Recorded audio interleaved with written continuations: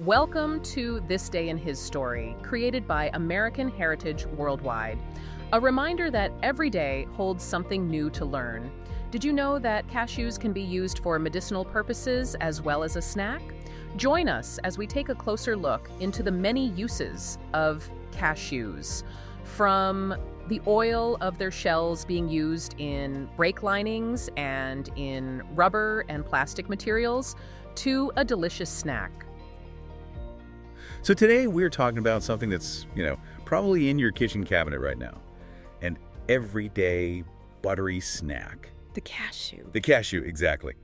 And in honor of National Cashew Day, we figured we'd go deep on this because, trust us, it is anything but ordinary. Not at all. Our mission today is pretty straightforward. We're going to unpack the sources and take you through this secret history that involves 16th century toxicity, huge shifts in global trade. And my favorite part, learning agricultural secrets from monkeys. Right. So by the time we're done, you'll never look at a handful of cashews the same way again. And it all starts with the basic fact. Oh, That's yeah. not, well, it's immediately confusing. We call it a nut, right? Yeah, it's a nut. But botanically, it's not. It's a seed. It has that kidney shape everyone recognizes, and it's always sold unshelled. And that one fact right there, Yeah. that you have never seen a cashew in its shell, that's the big clue. It's the clue that points to its really dangerous history.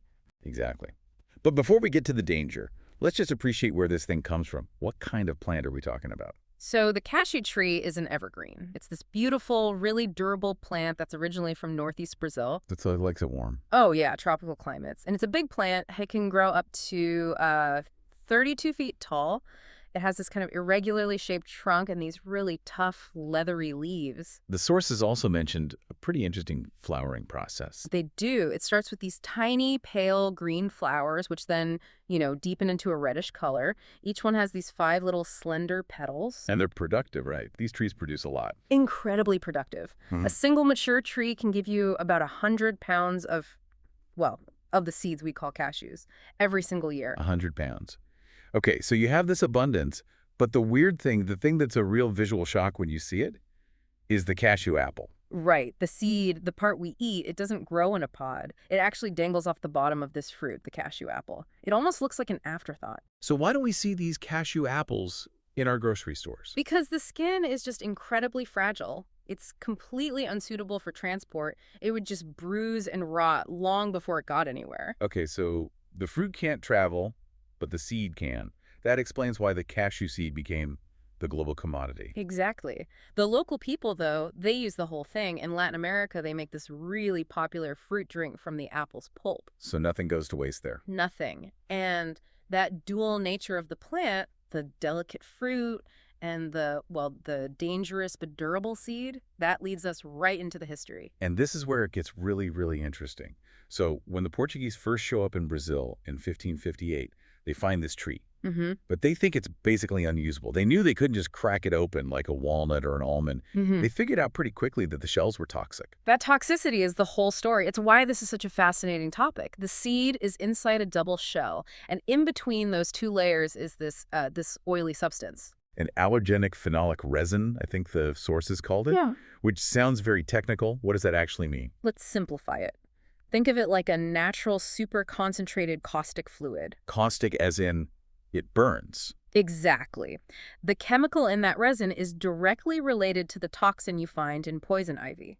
Wait, poison ivy? Seriously? I'm serious.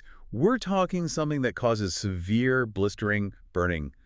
It's just nasty stuff, especially when you heat it up, which you have to do to get the seed out. Wow. Okay, that explains everything. That's why you never, ever buy them in the shell. So, the Portuguese knew it was toxic. How did they get from inedible poison to a global food source? This is that amazing moment of innovation. They didn't figure it out in a lab. They learned it from local indigenous knowledge. The Tupi native tribe taught them. They showed them the secret. They showed them how to properly roast the cashews to neutralize that irritant. That is just a huge turning point. But the story gets even better. How did the Tupi figure it out? Right, because this wasn't just some ancient tradition. The sources suggest it came from this really deep, careful observation of nature. Okay. They learned the first step by watching the local monkeys. They saw these animals using primitive tool sticks and rocks to break off the outer shell. So the monkeys are using tools. Why didn't the Tupi just copy them exactly? Why add the whole dangerous roasting part? And that is the leap from just observation to true innovation. The monkeys were just breaking the shell off, but that still leaves the seed covered in that nasty caustic fluid. The poison ivy stuff. Right. The Tupi realized that high heat, the roasting, wasn't just to open the shell, it was to chemically neutralize the resin, to turn this dangerous chemical into a safe, edible food. That level of thinking, Yeah. to see what an animal does, identify the problem it doesn't solve, and then invent a chemical process using fire to fix it, that's absolutely staggering. It changed everything. Once that knowledge was secured, the cashew was ready to go global. Which brings us to trade. So the Portuguese start exporting them in the 16th century, and then they start planting them everywhere. Exactly. They took it to their other colonies. That's how it got established in India, Southeast Asia, Africa, all these places where it thrives today. It came to the U.S. pretty late, though, right? Yeah, not until 1905. The real boom was in the 1920s when General Foods Corporation started shipping them to the U.S. and Europe on a massive scale. And the growth was just huge. I saw a statistic that by 1940, they were shipping 20,000 tons of cashews a year from India. It went from a local secret to a global commodity in just a couple of decades. But the story of its use doesn't stop at the snack bowl. That toxic oil, the stuff from the shells, it's now used for industrial stuff. Which is the most delightful irony. That caustic fluid we talked about is now a highly valuable industrial material. Okay, but you have to explain that. Why would something related to poison ivy be good for, of all things, brake linings? It's because of the very properties that make it toxic. It's a resin, which means it's incredibly durable and it can handle a lot of heat and friction. No. Okay, and what do you need in brake linings? Something tough, heat-resistant, and that can create friction without falling apart. That cashew nutshell liquid is perfect for it. So the same stuff that protects the seed is now used to stop our cars. That's incredible. It really is. And the sources also point to some traditional medicinal uses, too. The nutshells themselves were used to help heal tooth abscesses. And what about the anti-venom detail? That was fascinating. Yes, ground up seeds from the tree can be used as an antivenom for certain snake bites. It's a true powerhouse plant. Food, industrial material, medicine. All right, let's wrap up with some quick facts, and let's start with the biggest one, literally. The world's largest cashew tree. Oh, this thing is just mind-boggling. It's in Natal, Brazil, and it's not really a single tree anymore. It's more like a sprawling forest from a single plant. It's 1,600 feet wide. 1,600 feet. That's what, like 70 football fields? Something like that. It's just immense. Okay, from huge scale down to nutrition. What are we actually getting when we eat them? They're a great source of antioxidants, and they're packed with minerals like copper, manganese, magnesium, and phosphorus. So they definitely earn their healthy reputation. What about allergies?